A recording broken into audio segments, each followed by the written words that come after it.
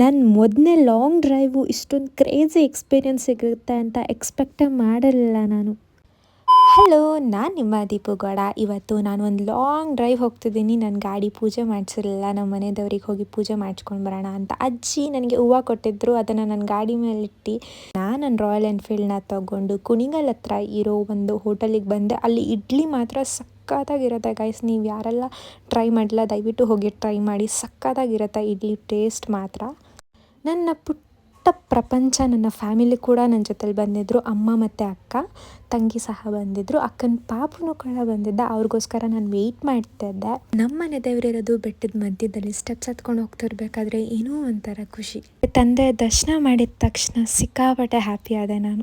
ನನ್ನ ಗಾಡಿಗೆ ಖುಷಿಯಿಂದ ಪೂಜೆ ಮಾಡಿಕೊಂಡು ಅಲ್ಲಿಂದ ಹೊರಟ್ವಿ.